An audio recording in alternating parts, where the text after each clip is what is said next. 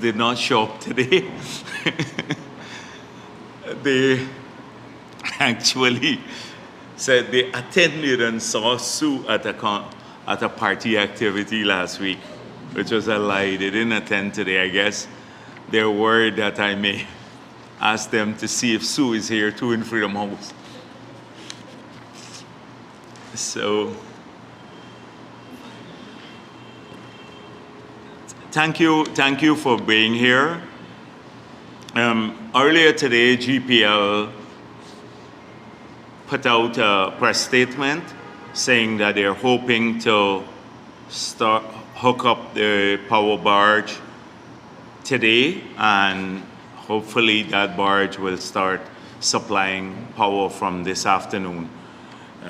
We're hoping that with the 36 megawatts now added to the system, that we'd have enough power in the system to end the current spate of blackouts, which come from unavailability of power. There may be isolated systems because of the poor transmission and distribution system. But where we have to deliberately have load shedding, as happened in the past couple of months, because there was simply not enough power to meet peak demand. So the 36 megawatts would allow us to meet peak demand and even allow us to go into maintenance of some of the additional units where their maintenance was deferred simply because we had no other capacity. We're still looking to see if we can get an additional 30 megawatts of power into the system in a similar arrangement to the one that we have had with Car Power. That is for 2 years until the gas to energy project comes on stream. That will be able to supply enough power to the country. We'd have a massive injection of 300 megawatts of new power, considering that we are using now, the peak demand is about 180. That's by any standard, a massive injection of new power, and from a new power plant too. So we can then put all of these older units into reserve, maintain them and keep them in reserve. So that hopefully will definitively solve the power situation, and of course provide cheaper power to our people too. So I'm extremely pleased with that press release that GPL issued today, that hopefully by this evening they'd be able to start receiving power from that power barge. Since this is my first Thursday press conference after our Congress, I want to return to the issue of the party's Congress, the 32nd Congress, which was recently held. You know, immediately after the Congress, from the moment it was closed, I moved to a press conference, that was Sunday last, at which I outlined in a basic fashion what took place at the Congress and the key outcomes of the Congress. At that time, I had not spent enough time looking at what was said during the period of the Congress from our detractors about the Congress itself. I knew what was said before the Congress. Many of them were predicting bacchanal, they were predicting warfare, they were predicting confusion.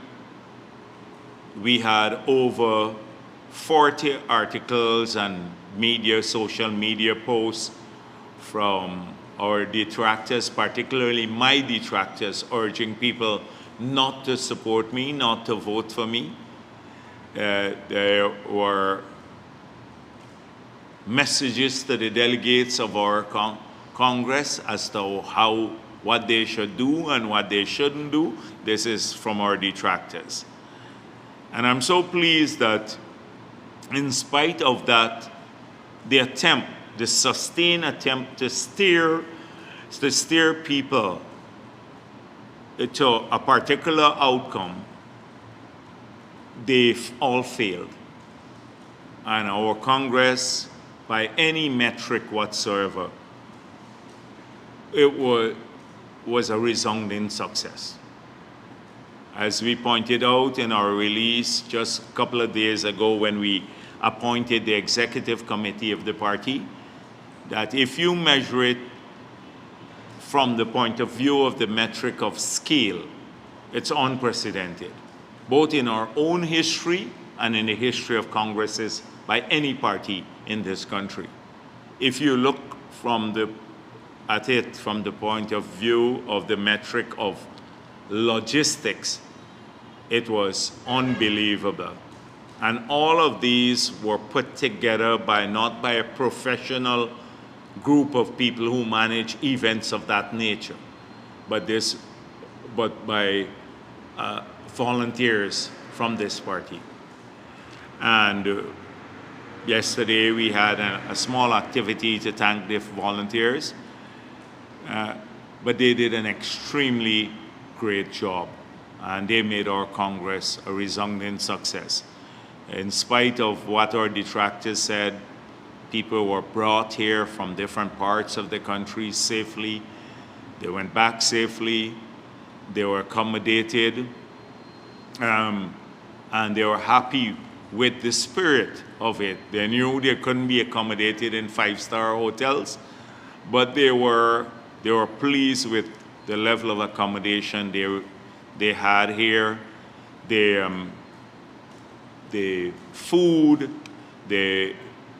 everything went well. Security, logistics, registration, everything went well and was professionally done. And I want to publicly once again thank those volunteers. So if you look at it from the discussion itself, as I said, and we said in our press release, the profundity of the discussion, you would see that it was a Congress of substance.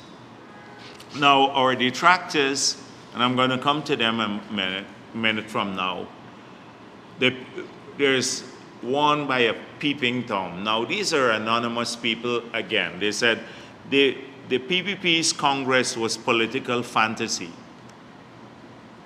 And they said our Congress was a failure and our party has descended into political irrelevance. Now, this is the largest political party in the country, and it has descended into political irrelevance. If we're irrelevant, then the others are not even existent. And so this is the bilge that you get from the Kaichor News and their anonymous writers. They said the Congress failed to engage seriously with issues such as oil wealth management, corruption, infrastructure development, and socioeconomic hardships. Well, clearly, they did not know what took place at the Congress, because apart from the televised activities, which was largely the opening ceremony and the presentation of the Central Committee report, which I did, there were several workshops, and we have the reports from these workshops. As I pointed out, there were 7 workshops.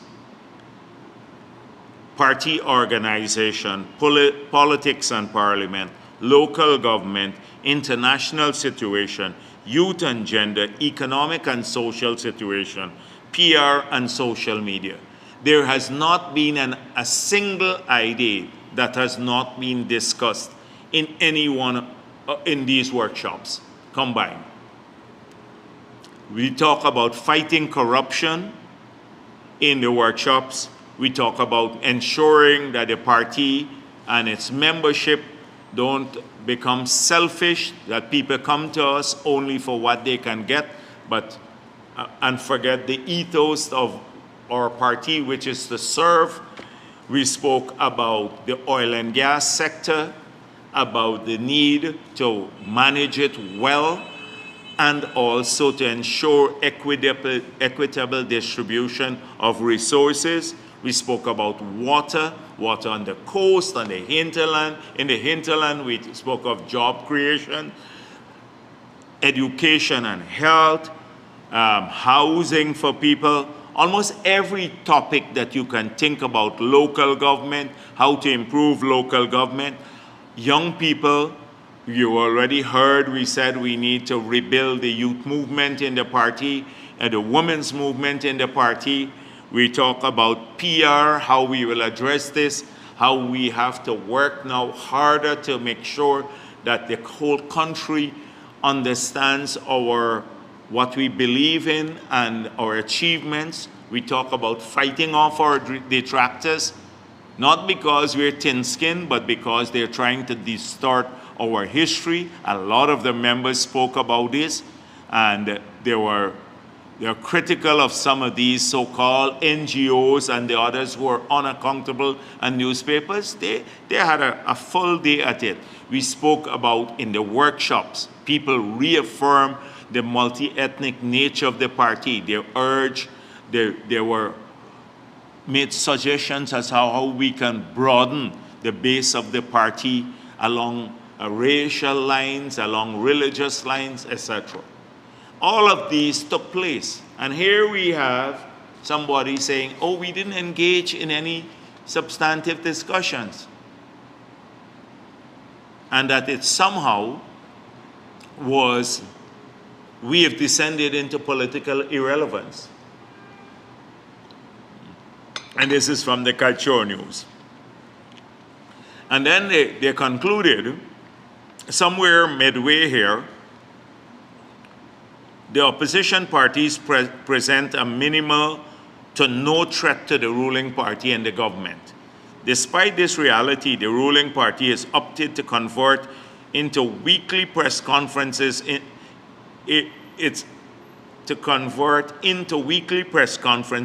into a sledgehammer against the opposition and section of civil society that dare criticize the government.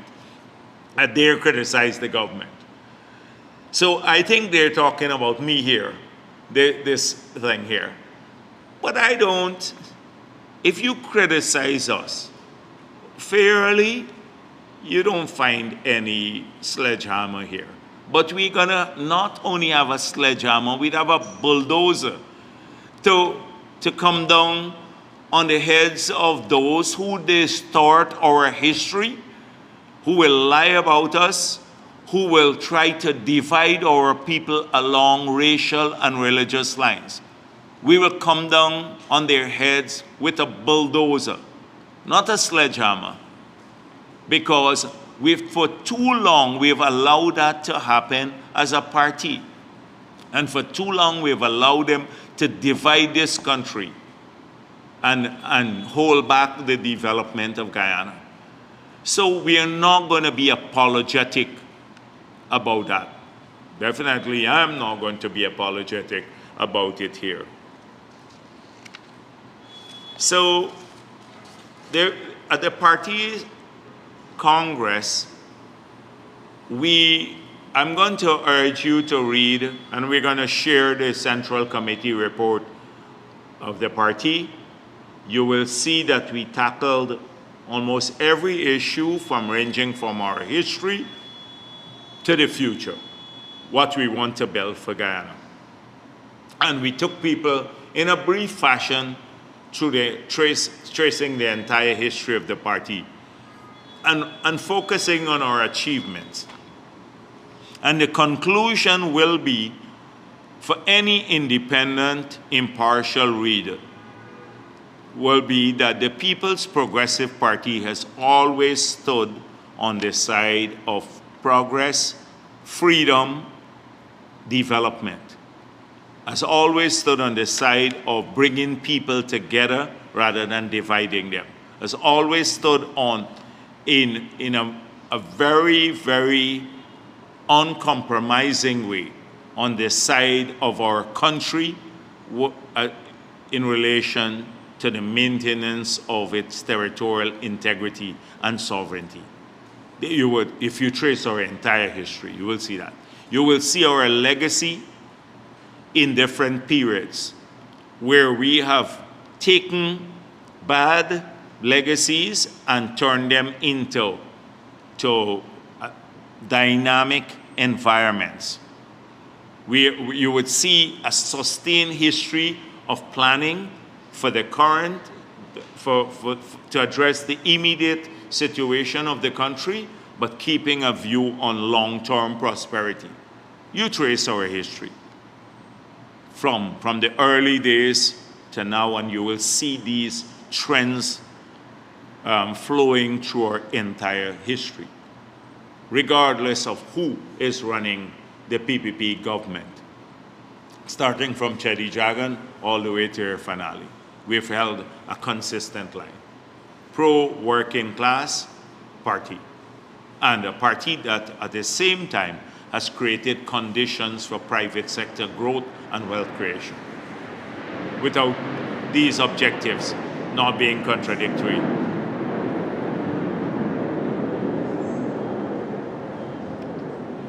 I think those are the fighter jets. So that's clear. And I'm going to let you look at that yourself and make that judgment. Some people will never be able to make that judgment. It'll always be because they're jaundiced. And one thing that has happened, this Congress has done, apart from positioning the People's Progressive Party to win the next elections, re-energizing its activists and supporters, getting out of them a commitment and a resoluteness to work harder on the ground to achieve the objectives of our party, bringing people together, progress on the ground. It has done another thing also. It has caused a major unhinging of the opposition. A kind of, I'm trying to be benign, a kind of restlessness, mental kind of unease. I'm choosing my words carefully, mental unease, and maybe delusion, basically, delusion, a great state of delusion. So let us take a view of how this has expressed itself. I'm going to go through several pieces. So Gary Best, a former head of our army and an executive member of the PNC, a major party in the coalition. So this is an executive, sitting executive member of a political party. They wrote an opinion on the Mara waves, I think it's today or yesterday. The PNC's 28 years while in office are solid. Jagdeo needs to look elsewhere for fiction. Now, what this has done, it has unmasked Gary Best's fake intellectualism. So let me go through a couple of things that he says here, just since today we are having fun. So he said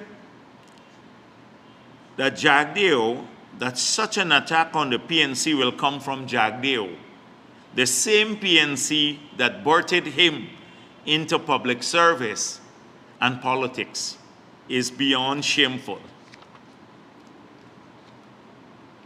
So this is Gary Best saying that should be the last person to criticize the PNC because they birthed me in politics and in public service. So I got involved in politics at the age of 13 when I joined the PYO. And what was the prevailing condition at that time? What were we fighting against? We were fighting a dictatorship, rigged elections to stay in power. I actually saw it happen. I saw people in my village, the elections, when the soldiers came and took away the boxes, they were crying out of despair because they couldn't do anything. That is what we wanted to change, not to be second-class citizens in this country and to grow up in a condition where our dreams couldn't be realized. People, tons of people from my generation probably were motivated by that. And so I saw how it happened. When the results came out, my village, the votes were changed, and my village voted 95% for APNU, for the PNC at that time. And so that is how we got involved. But at age 30, if anything, it was, yeah, he's right that the PNC birthed me into politics because I wanted to change what the PNC was practicing. And I think most people knew there wouldn't been a future for the country for any of us, regardless of whether we are supporters of the PNC or not, had that situation persisted, if we didn't go back to a free, open society. So he wants me to be grateful for this. Public service, I came back to Guyana in 1990 from studies. I didn't go on a scholarship from the PNC abroad. I came back home when people were just fleeing the country. I came back, I passed through New York on the way back home. I passed through the US on the way back home. And people were saying to me, why are you going home? So I came home and I started working at state planning. So that is how I came home back in the heart of the period when we were struggling for free and fair elections. You remember in 1990, there were postponed elections, so that term for Desmond Hoyt lasted 7 years instead of 5 years, because the elections should have been held in 1990, and they were held in 1992. And then we got free and fair elections. So he is wrong. But he goes on to say, sadly for him, a past to which he is forever tied. Step up, VP, show gratitude. Now, if anybody should show gratitude, it should be Gary Best. When Gary Best Collins did not want him at all to be the chief of staff. Collins, who is a member of the PNC too, and Collins did not even show up to his commissioning parade because they felt he was useless. I don't want to tell you what else they thought about him here. But Collins did not show up, and both of them ended up in the leadership of the PNC. So there were about 6 or 7 other persons ahead of Gary Best, but who I felt could not take over the mantle of the leadership there. Gary Best became chief of staff. I appointed him chief of staff. The PNC was opposed to it, every one of them. He became chief of staff. if anybody should show gratitude to the PPP, and he talks about racism and all of this stuff, it should be Gary Best. But as I said before, he's unhinged by the Congress. I think he's becoming unhinged by the Congress. He said about our Congress again, I need to go through this to just show you the mindset of people who are in the PNC's executive and who believe that they can run this country. He says, well, just look at the recent outcome of the PPP's Congress elections, and you will see master riggers at their best. How else could results be so perfect? So much for that rigging lie. So if the results come out smoothly, the results, they gotta be rigging here, because you cannot have rigging, or you have to rig to have perfect results. This tells you a lot about his mindset. That rigging is deeply ingrained in the psyche of the leaders of the People's National Congress. This guy said, the PPP began defunding the Guyana Defense Force. In 1990, the capital budget of the Guyana Defense Force was less than the salary of one consultant to the Ministry of Foreign Affairs. If you want to dispute that now because it sounds so unbelievable, I can go down to the details now. I can get the details. You can check yourself. Go to the capital budget of the Guyana Defense Force in 1990. Go to the estimate. Check how much was in the capital allocations, and I can give you the salary of one Foreign Service consultant. The consultant salary was more than the entire budget. Today, they have a massive multi-billion-dollar budget. And this, Gary Best says, the PPP began defunding the GDF. He didn't know that when he became Chief of Staff. And when we paid for him, he used to go and see Roger Luncheon every week to get money for his own studies abroad when he was studying in Trinidad and Tobago. And to say that now. He goes on to repeat the lies about the NIS and the Berbice Bridge.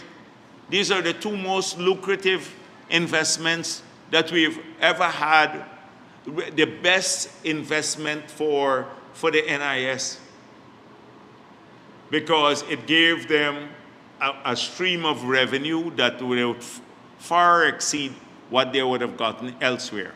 And we got the Berbice Bridge built.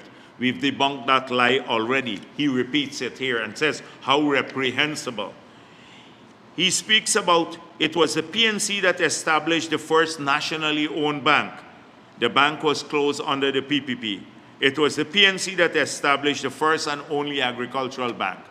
By 1992, they had all the banks.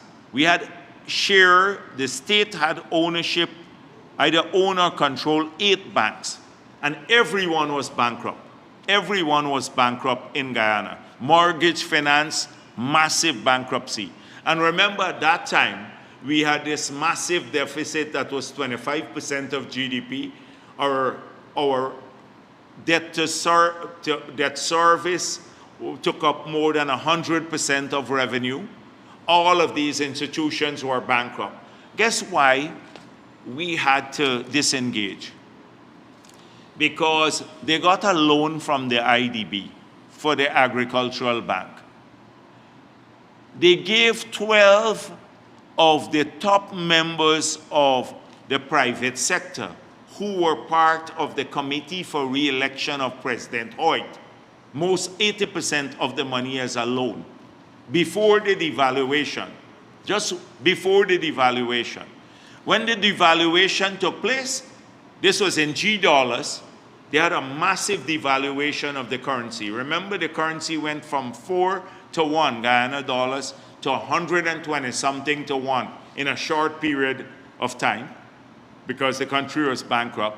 The people borrowed at a lower when the currency was not devalued.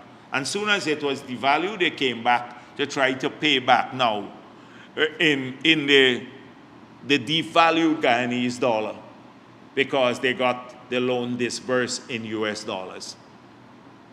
And I can go back in history because I had to live through that.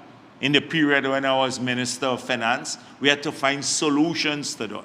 And we managed to disengage from all of these bankrupt institutions without any recourse to the Treasury. Unlike Jamaica, when you look at the last decade of growth in Jamaica, their failures, banking failures, etc., caused a debt of about 2 to 3 billion US dollars on the Treasury.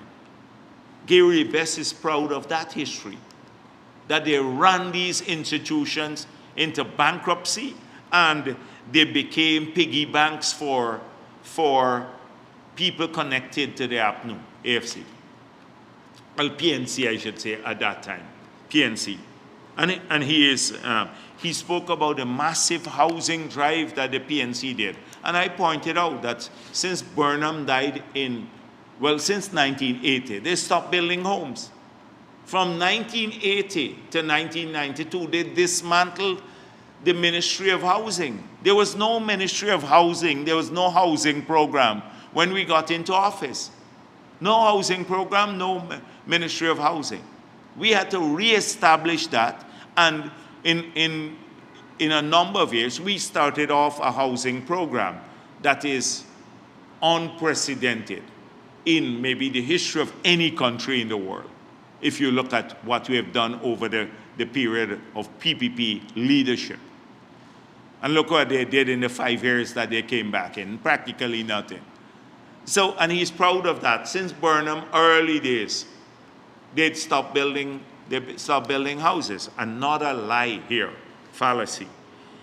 He speaks about, why the PNC transitioned Guyana from a state-driven economy to a market-based economy through the re-engineering of state assets and cooperatives for the benefit of Guyanese. What does he mean by re-engineering of state assets? He means selling out to their cronies. So he said we sold off to Sanata Textile Mill and GPC. Let me first of all say to the public in Guyana, every asset that we sold from 1992 to 2011 is in a report that we tabled in the Parliament. Every single entity we sold, how much we sold it for, to whom, what process we went through. We're the party that stopped privatization when we came into office and established a privatization unit, a board, and then you had to go to cabinet. A multi-layered system that allowed us to be able to transparently do any privatization. Contrast that with what they did.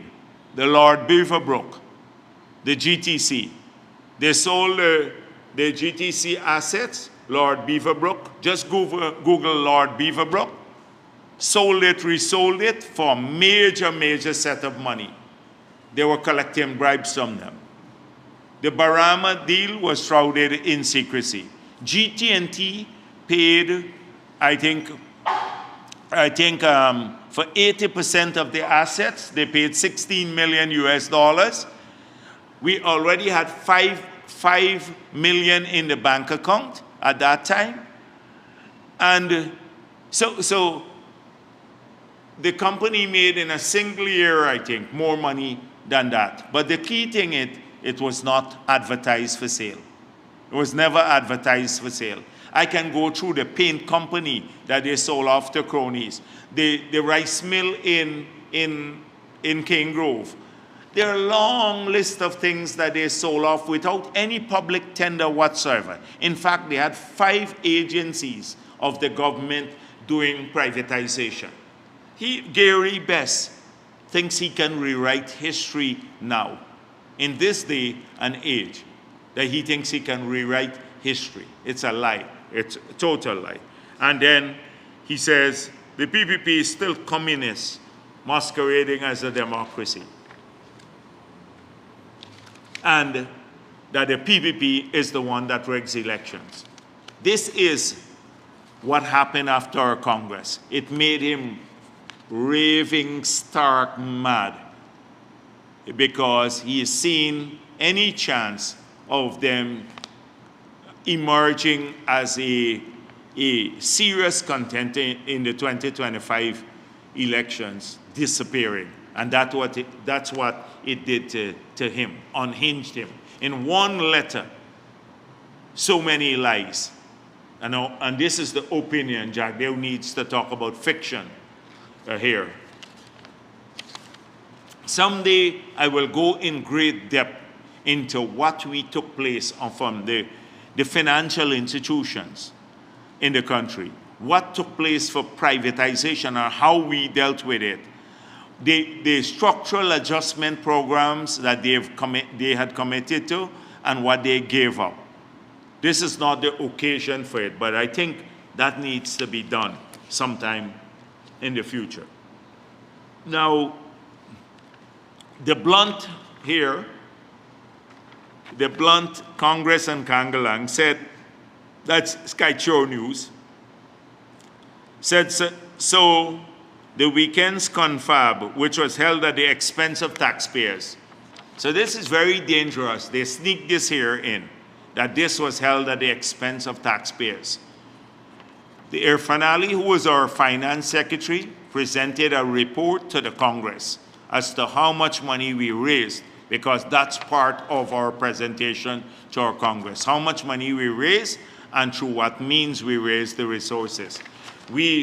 I spoke of this just after the Congress, the press conference. We raised money through several activities, through volunteer work, through the barbecues, through all sorts of things, by large number of groups. And so our Congress was entirely funded by party funds, not state money.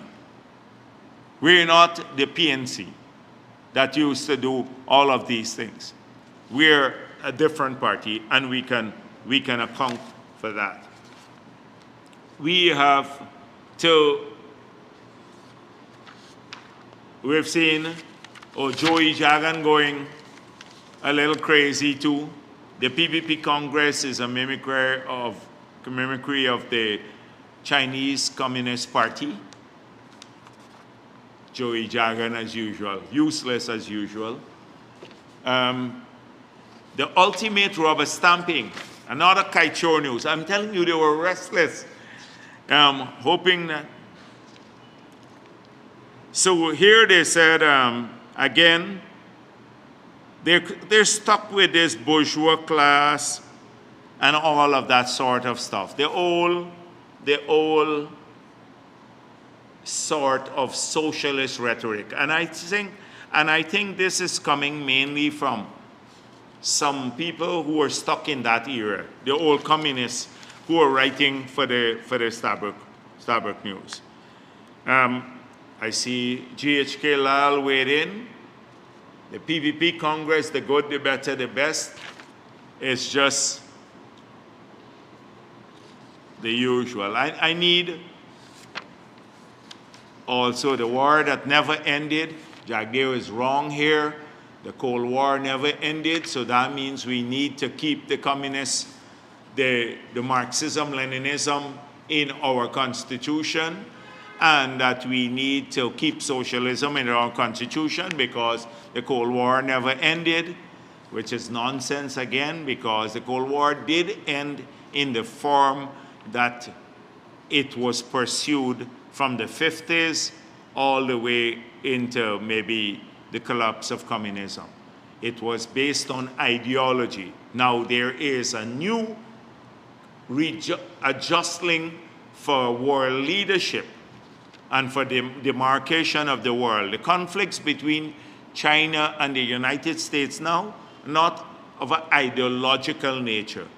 It's not of an ideological. China is probably one of the practicing more free market economics than anywhere in the world, although it has a communist government. It is about jostling for world leadership. So if you can't understand that, the whole extent of this analysis is wrong. But if we did not remove Marxism-Leninism, if we didn't remove socialism from our constitution, these very people will come and say, you see, it's still a communist party, so you can't win them. Royce Ford weighed in, and his thing about the Congress was President Ali dancing.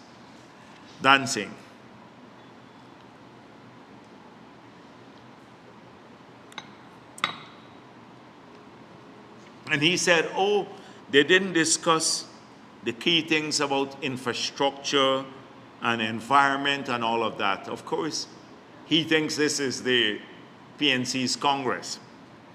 And by the way, Rosedale Ford should tell us how an individual, he still has not answered this question, how an individual will go purporting to act on his behalf to Clifton Bacchus, the owner of Sleep Inn Hotel, and say to him that if you give us $3 million US, we'll give you your casino license. So this is not new information. I mentioned it in opposition. You can go back and see that if you're interested in it. And you would hear the names of the people I had mentioned in the past. How is it he was chairman of the Gaming Commission at that time? He was chairman of the Gaming Commission. Only that Gaming Commission could have approved a casino license. They were trying to shake him, Clifton Bacchus, down from Sleep Inn. They denied him the license, of course, throughout, although he had met all the requirements. Met all the requirements. And so he still needs to answer about his tenure at the Gaming Commission.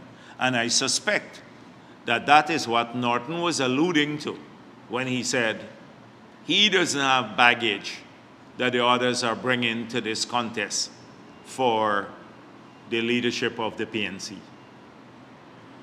But he recognizes it as harmless entertainment, light-hearted gesture, and all of that. But still tries to go after the president in an ad hominem way. Every day this happens. They go after President Ali in that manner. The Murar Waves allows the GKHK Lal, and Dennis Chabral is a member of the press executive of the Press Association, and they talk about quality of journalism. And then every day it's an ad hominem attack against people, including myself, in opinion columns. He promotes that, which respecting self or media operative or independent media will do that. But this is the usual stuff. They had nothing to say about the Congress, so it all came down to President Ali now having fun with his comrades. This is a tradition of Congress. Rohi was singing the last Congress too. They were trying to get me to sing. I'm not singing for any money because I don't want us to lose votes in the PPP. I made it clear. But if you know President Ali, he's not fake. This is how he has been his whole life. He's a serious person, a smart person. He works hard, and he has fun too. And this, since I known him, He's not a fake person like Roysdale Ford with his fake smile and this pretend voice to add gravity to the situation. They all pretend. To sound intellectual. He's not fake. He'll do this and then he'll go back to dealing. He'll dance and have fun with his comrades and then go on back to some serious business. But it has haunted them. They couldn't find anything about the Congress. So now they're very nasty against President Ali. So that is what he did there. There's been some talk, and maybe this is among serious people too, about it, and this one I'll take seriously, about the retention of democratic centralism. So they keep asking me, now that you remove socialism, you've removed, or as a party, the Congress, I don't mean me, Jagdeo, I meant the party, unanimously. Everyone, when the vote was put to the Congress, everyone voted unanimously to remove the Marxism, Leninism, and the socialism from our Constitution. There was no dissenting voice. Now, they say, is democratic centralism not also a feature of Marxism, Leninism? And I had to explain to a number of people that democratic centralism retained in the Constitution, first of all, is stripped of its ideological and theoretical framework. Means simply majority rule. And we've defined it that way in the Constitution itself. So when Dennis Chabral says here, in the low vote getters elevated to PPP's key decision-making body, and by the way, it's not the three candidate members also sit at the level of the executive. So let me clarify that in this article that came out, because this article said only if they need a replacement, the three candidate members that are Kwame McCoy, the Anand Prasad, and Ricky Ramraj, they will then be replaced by these three members. But it's not so. They sit in the executive, but they don't have voting rights. Similarly, like the 35 who sit in the leaders, the Central Committee, they have full voting rights, and the other 5 who sit there, the candidate members, they don't have voting rights, but they participate in the discussions at the Central Committee. And saying that now, I want you to look at the large number of young people that came into the Central Committee. We had about 10 or 11 new members of the 40 who came in to the Central Committee, the highest body in the People's Progressive Party outside of its Congress. And that's at 25%, over 25% turnover at the leadership of the party. It shows a party that is dynamic, that is constantly infusing itself at the leadership level with new people. And if you look at the ethnic diversity, women, the young people and elderly people, it reflects Guyana. So I just wanted to clarify that issue. But here, in this same article by by Dennis Chabral, it says, democratic centralism, a Leninist approach in which decisions are made centrally and binding on all members. It's not made centrally alone and binding on members. It says that decisions made by majority are binding on all the members of the party, which is normal. And that is what is retained here. And then stripped of its ideological context means really majority rule. And we've defined it that way in the Constitution. So this was a serious concern, I think, raised by people. So I wanted to address it in that manner. I see I see a number of other articles that came up that are worth clarifying in the media on the oil and gas, and I see something on Dr. Trotz. I think the Kite tried to steer it in a particular direction, but I agree fully with Dr. Trotz that we need to build capacity in the EPA, and that's precisely what we are doing. However, I want to refer to what the head of the EPA has said publicly, that we have independent satellite monitoring now, the EPA, to detect any sheen in the water so that even small quantities of oil leak can be detected because of high-resolution satellite imaging and monitoring, that we have thermal imaging now, independent thermal imaging to detect any flare so that we can, if there is flaring done, that we will detect it, that there is a live feed for discharge water, and that they do independent samples of the water to be discharged. They test it to ensure that the water meet the standards that are outlined in the environmental permits that they have received. And we've strengthened those standards, and they're international standards.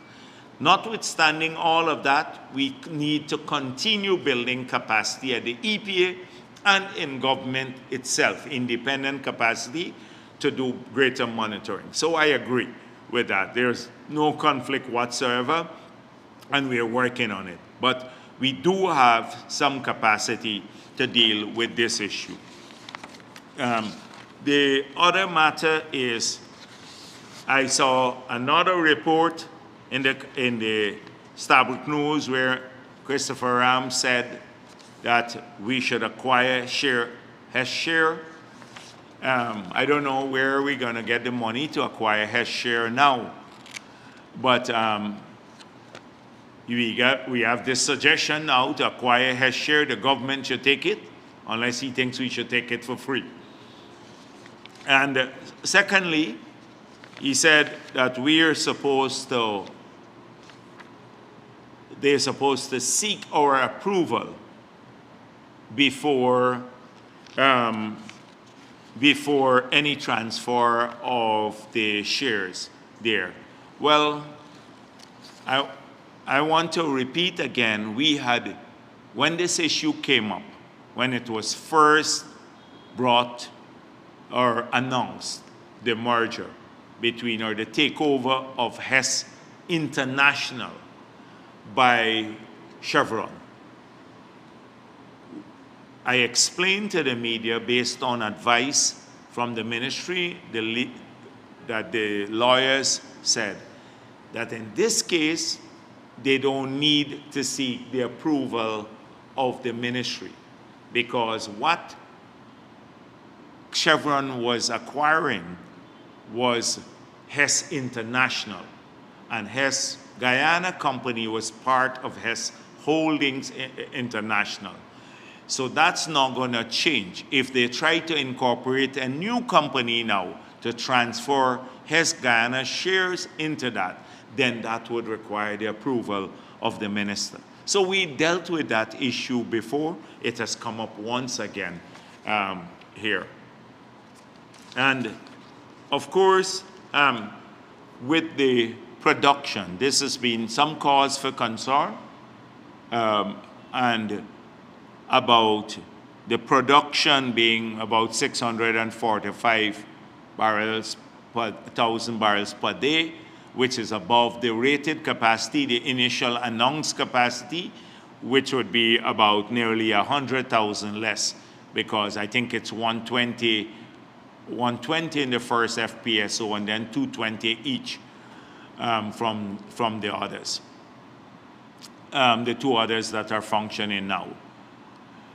So the question has been is that if you're producing more than what the initial capacity of the FPSOs the announced capacity of these FPSOs is whether you're doing so safely. And so the ministry has assured me that they're technical before this is done, that they have reviewed this.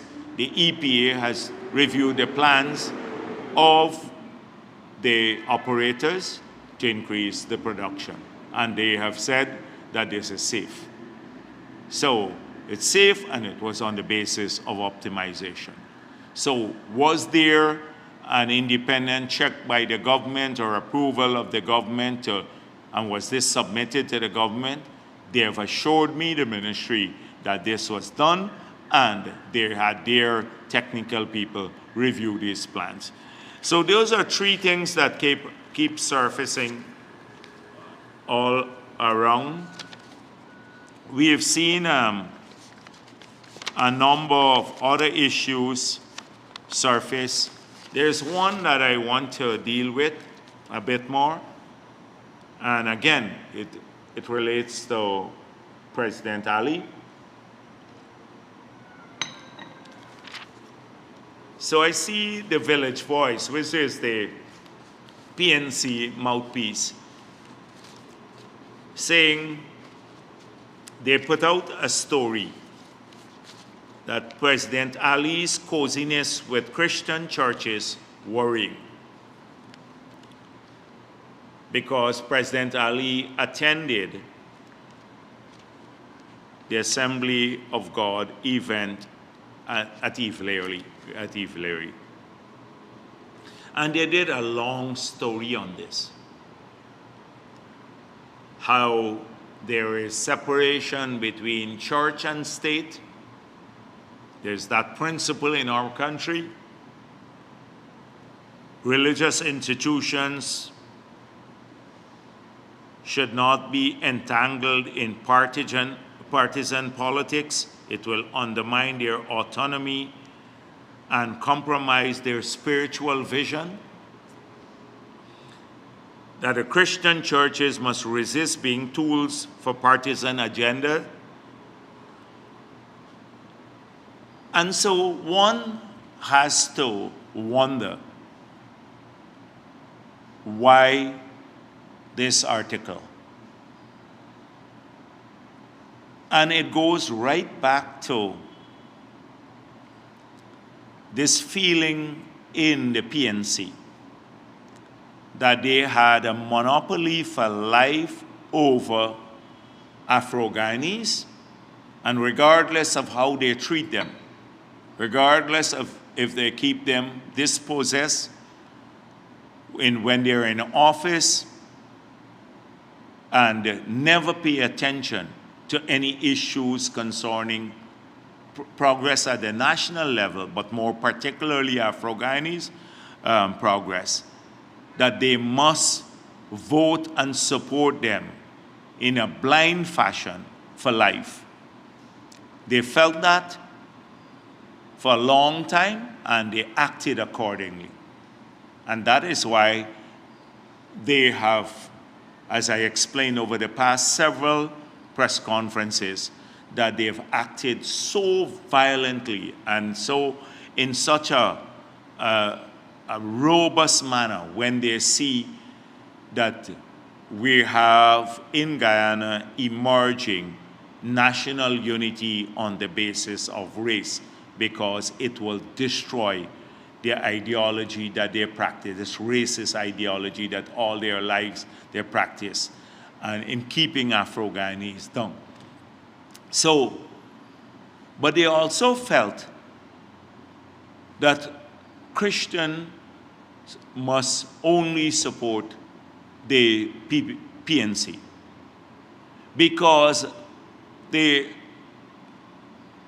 for a long period they believed they had a monopoly over the Christian churches. But in our party, similarly, how we promote racial unity, we've always promoted religious tolerance and harmony. So people don't get judged on the basis of whom they support. So Prem Manik Chan is a Christian in Edge Hill is a pastor. We've had Ripudaman Prasad, who was a priest, a pandit. We've had imams in this party. We never judge people on the basis of their religion. They're all members of our family. They're treated equally. We've had in our party a Hindu as president, a Muslim as president, and a Christian, Sam Alliance, as president, a PPP president. For us, it did not matter. It does not matter. We've always promoted this. They're the ones talking. Now they see President Ali going there. You notice President Ali has gone to Hindu functions. He's gone to Muslim functions. Why wasn't that worrying? Why was that not worrying? But suddenly he goes to a Christian function and it becomes worrying for them. But our philosophy and the government's philosophy is to promote the development of religious and racial tolerance in this country. And we will support the Hindus, and we support them when they want to, the Hindus want to highlight their faith through Diwali and Bhagwan, etc. And we supported Ramadan, like Ramadan activities, and we support Christmas and other festivities. Look at what, like on Main Street, all these Christmas villages, etc. We supported everyone. The Ramadan village, the Diwali village. What is wrong with the state doing that? It doesn't change our secular nature. That where we don't judge people on the basis of their religion or their race, but we support them. And so President Ali going there, it's not cause for worrying there, but it worries them because they want to keep now a religious separation. Now, large number of our members are Christians. Large number of our members, the head of the list in region, in Linden for local government election, was a pastor with his own church. Brian Alicock, the regional chairman in Region 9, is a pastor. What's wrong with this? Vindhya Prasad is the head of the Dharmic Sabha. So this is a new form of division now, and it worries them. I remember they used to go in the period running up to the 2015 elections. They had some people who were some APNU pastors in the churches who used to say, "I'm the devil."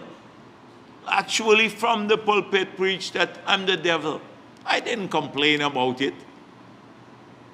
But they're losing that now. They're losing what they believe was this kind of forum to tell lies, because people are going there now who might be of different political parties. So they go to church, but they're not going there because they're PNC members or PPP members. They're going there to give praise to God. But they can't now keep the churches segregated and aligned to the PNC. So it is worrying to them. And that is why they act up in this manner. It's like the Congress has unhinged them.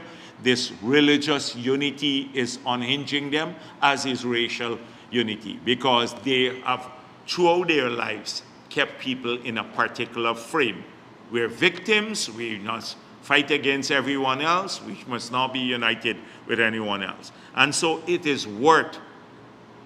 It meant have passed off just without any notice. But I looked at it carefully, and it comes directly from the PNC, because Village Voice is the voice of the PNC.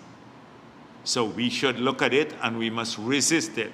And I thank President Ali for going to the church, and keep going to churches and mosques and temples and wherever you want to.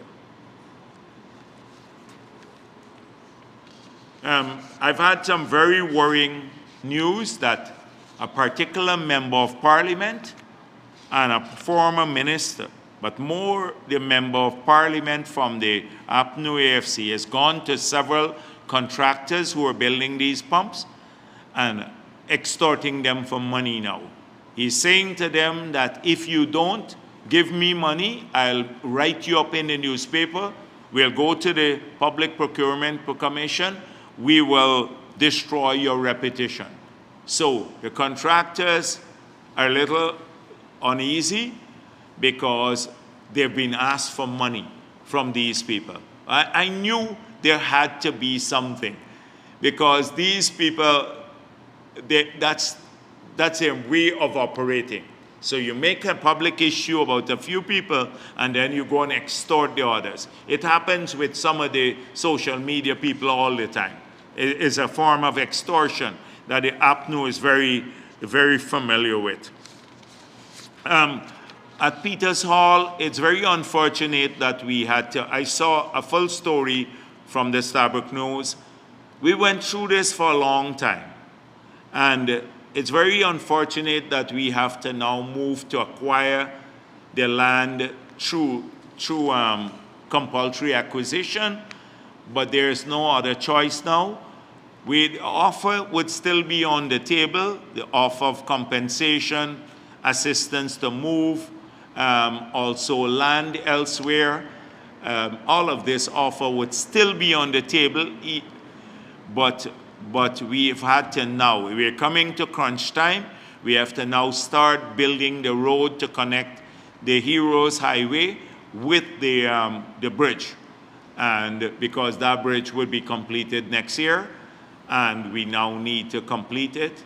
Most of the other people have agreed, and now they've signed up the agreement, and they have moved or received their compensation, or in the process of doing so. There are a few who have not done, but we have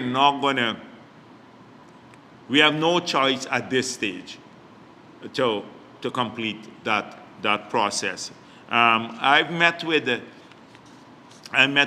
that group several times. Many of them came to Freedom House to talk to me, and I understand the feeling when you live in an area for a very long time and you have to move. So I understand what is happening. I'm still open if we can talk to them. Again, we'd still remain open to people because we don't like to do this, but when national development is at stake, sometimes we have to make tough choices. I seen the press association put out something, and I'm not gonna maybe deal with that today. So let me just end there. Thank you. Because I'm sure you have lots of questions.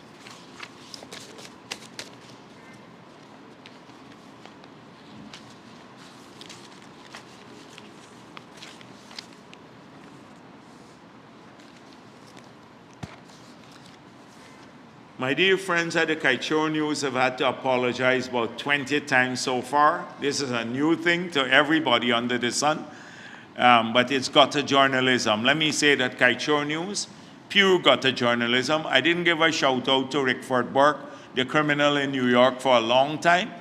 I think he is over there. I believe he's a subject of some major investigations going on in the US itself for extortion, and he will be a big liability to the Democratic Party, huge liability over there.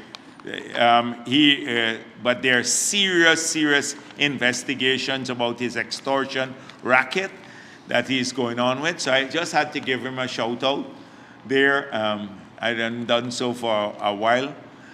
But Kaichor News is going to continue with its gutter journalism. I saw Glenn Lal wants to form a political party, and he believes, so I heard he had a Congress too. He had a Congress that was well attended over the West Coast. he had a Congress of his party. If he forms, we already know the people who are lying to him is a bunch of crooks, and we're going to expose them. A lot of them are collecting money abroad. They were part of scams here in Guyana, and it's so true that the birds of a feather flock together. So we're waiting for him to announce formally, and we're going to then deal with all of those. Thank you. No, nobody this week. Marcel, my friends at the Kaichor News are not here. Anyhow, thank you very much. Thank you.